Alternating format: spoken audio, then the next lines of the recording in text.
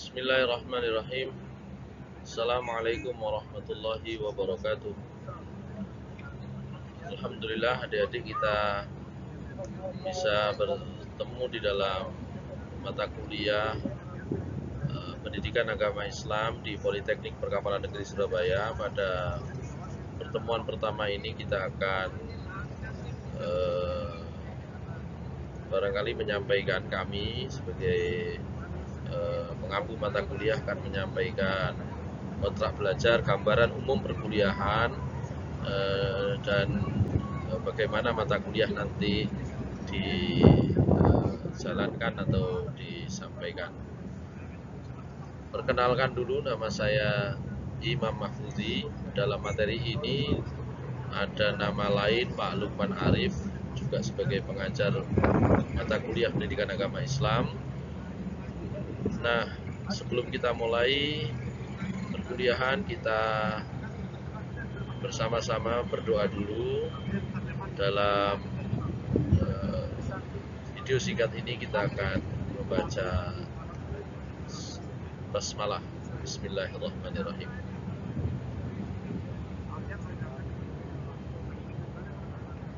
Baik adik-adik, kita mulai.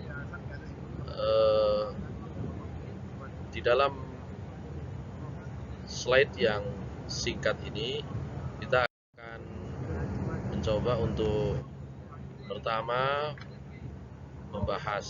Saya akan menyampaikan, mengikuti perkuliahan ini apa yang harus dicapai. Anda sebagai mahasiswa dengan mengikuti perkuliahan ini apa yang harus dicapai. Nah, untuk pertemuan pertama, untuk pengantar ini, Anda diharapkan mampu memahami, mampu nanti bisa mendeskripsikan bagaimana pendidikan agama Islam itu dijalankan, diajarkan di perguruan tinggi. Detailnya seperti apa nanti kita akan lihat di slide-slide berikutnya. Jadi pertanyaan bagaimana PAI diajarkan dan mengapa PAI diajarkan itu akan ada di slide-slide berikutnya. Jadi Anda kan sudah mengikuti perkuliahan atau mata pelajaran agama itu kan sejak SD. Loh, sekarang di perguruan tinggi, mengapa kok masih diajarkan? Apa pentingnya? Bagaimana sejarahnya? Dan kalau di perguruan tinggi itu apa yang ingin dibuka, apa yang ingin dicapai, dipelajari oleh Anda, itu nanti akan ada di dalam slide-slide berikut ini. Kita lanjutkan dulu. Nah, Anda diharapkan selama mengikuti mata kuliah Pendidikan Agama Islam di PPNS mampu berpikir rasional. Jadi dalam beragama itu penting untuk berpikir rasional. Saya yakin sebagian besar Anda adalah orang Islam yang mengikuti ajaran Islam tanpa berpikir lebih dulu. Ikut saja orang tuanya Islam, ya Islam. Nanti ini kita akan bahas lebih lanjut. Sisi rasionalitas Islam, bahkan sisi keilmiahan agama Islam yang terkandung di dalam Al-Quran itu tidak atau belum banyak dibahas. Yang berikutnya, diharapkan Anda setelah mengikuti perkuliahan ini bisa lebih dewasa, karena sesungguhnya saat Anda ada di usia remaja, bahkan sekarang menjelang dewasa, itu corak pemikiran keagamaan yang Anda temui itu banyak banget, sangat banyak sekali.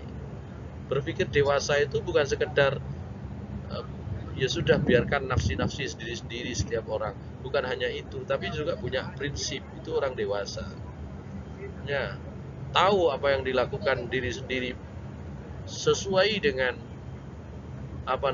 argumentasi yang sahih, yang kuat, dan tahu bagaimana menjaga prinsip itu ketika berinteraksi dengan orang lain.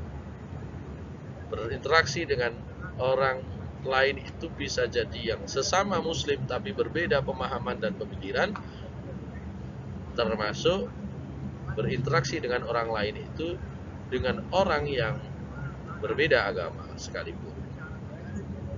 Dan karena itu nanti pandangan Anda dalam beragama diharapkan lebih dinamis, tidak kaku.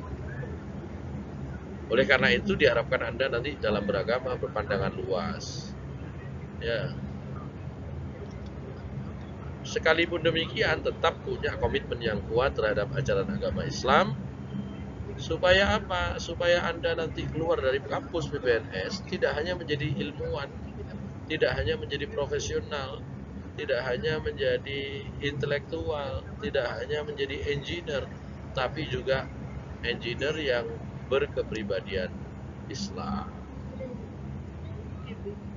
punya jiwa kepemimpinan yang baik, yang unggul, dan juga tentu saja kalau sudah berkepribadian Islam, nilai-nilai kemanusiaan yang diajarkan dalam Islam bersifat universal itu bisa Anda miliki dengan kuat.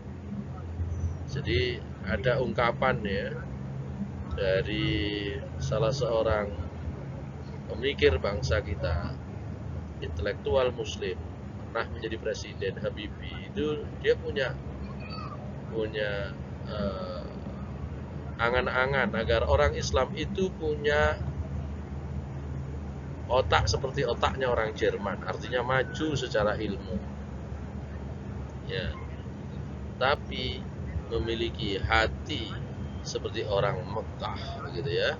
Artinya hati yang beriman. Baik, saya lanjutkan ya.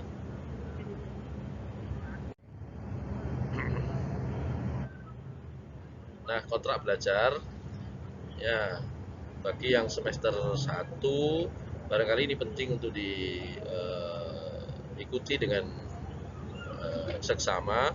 Bagi yang semester yang lain ya, saya kira Anda sudah paham tentang kontrak belajar di PPNS. Anda diharuskan mengikuti perkuliahan sebanyak 17 kali tatap muka, termasuk di dalamnya UTS dan UAS. Dan batas ketidakhadiran yang diizinkan di PPNS ini adalah 20% atau 4 kali. Ya, karena itu yang tidak dapat memenuhi ketentuan tersebut tidak dapat mengikuti ujian. Detailnya silahkan nanti baca di buku IP3NS ya. Saya kira saya persingkat di situ saja kontrak belajar yang pertama. Yang kedua, ya komposisi penilaian. Saya kira ini sudah jelas ya. UAS, UTS, tugas kehadiran 40%, 30%, 20%, dan 10%. Semuanya harus ada. Ya, bukan berarti UAS, UTS 70% itu tugas dan kehadiran boleh tidak dipenuhi, nggak bisa begitu. Semua harus terpenuhi. Satu nggak terpenuhi, nilainya gagal atau Anda gagal mengikuti perkuliahan. Anda harus ikut RC atau remedial course. Saya lanjut. Yang ketiga adalah pakaian Anda harus bebas rapi dan menutup aurat. Ya, tidak perlu saya jelaskan lebih rinci. Ya, bagi mahasiswa laki-laki meskipun menutup aurat tapi kalau pakai kaos oblong tidak diperkenankan. Dan karena itu bagi yang perempuan wajib memakai jilbab.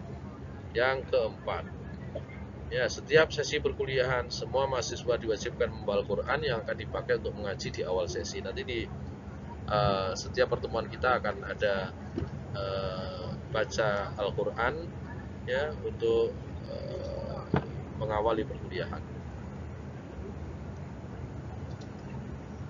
Nah, di setiap sesi akan ada kuis dan Anda diharapkan mengikuti semuanya ya, dan dianggap sudah mencapai kompetensi yang diinginkan. Baik, sekarang kita masuk mengapa mata kuliah ini diberikan.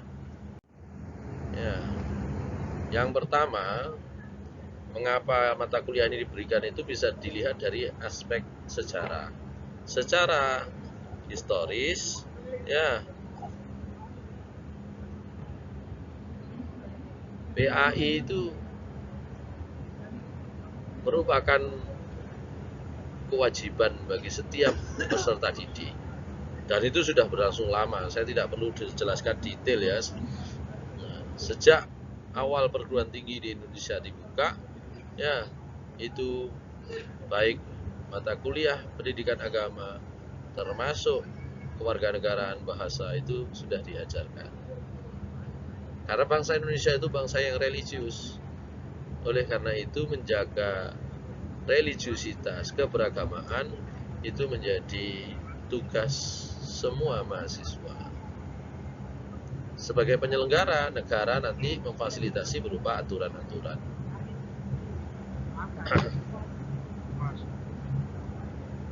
Meskipun demikian, ya, ada juga upaya-upaya sebenarnya, ya, dinamika yang sempat berkembang bahwa agama yang merupakan urusan pribadi itu nggak usah diatur. Ya, ini dinamika namanya. Ya, oleh karena itu, karena Indonesia bukan negara agama, tapi juga bukan negara sekuler, maka mata kuliah ini diberikan menjadi landasan nilai saja.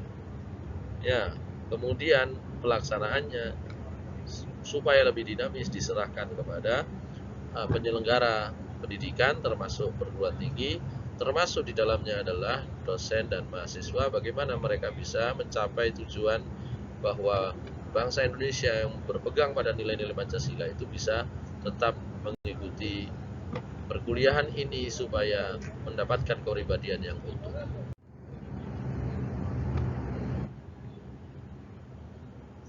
Secara psikologis, manusia dalam sejarahnya ada di muka bumi ini selalu beragama.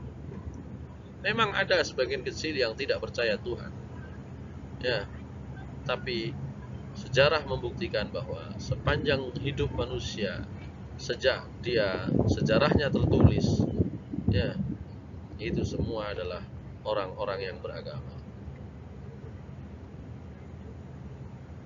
Buktinya apa? Ini nanti akan dibahas lebih rinci di pertemuan berikutnya. Saat orang butuh kepada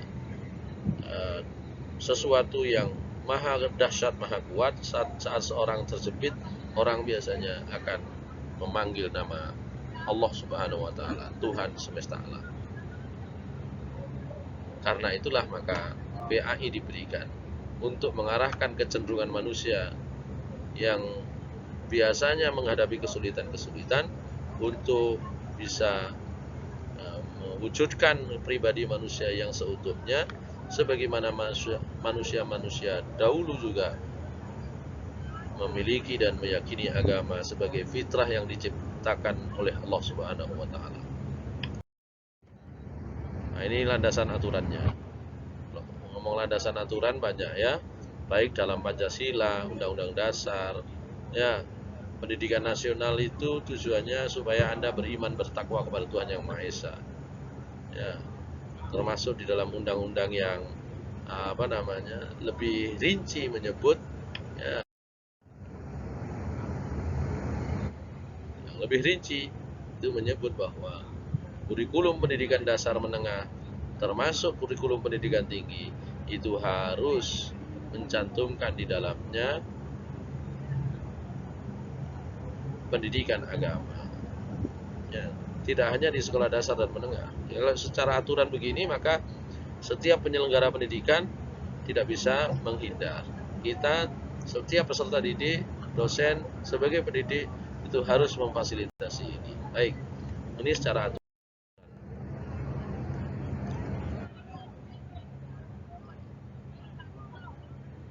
Aturan-aturan yang berkembang sekalipun, ya, di aturan terbaru sekalipun itu juga sama. Ya, kalau tadi aturan tahun 2003, aturan 2012 juga sama. Nah, yang penting kemudian adalah bagaimana kita mempelajari mata kuliah ini mendapatkan capaian pembelajaran yang diinginkan. Oleh karena itu, ada beberapa metode pembelajaran. Ada bagaimana yang penting proses, ya, bagaimana yang penting itu substansi, ya. Keduanya menjadi penting, bahkan ada lagi pendekatan yang lebih lengkap. Ya, substansinya kita pelajari, disiplin ilmunya kita pelajari, kemudian tujuan didatangkannya syariat itu dipelajari, pendekatan prosesnya juga diikuti. Tapi yang paling penting nanti adalah yang saya ingin tekankan, Anda tidak diminta untuk menjadi ahli agama, tapi Anda diminta sebagai intelektual, engineer, lulusan yang memiliki kepribadian yang penuh dengan nilai-nilai ajaran agama. Baik, saya kira demikian. Terima kasih. Wassalamualaikum warahmatullahi wabarakatuh.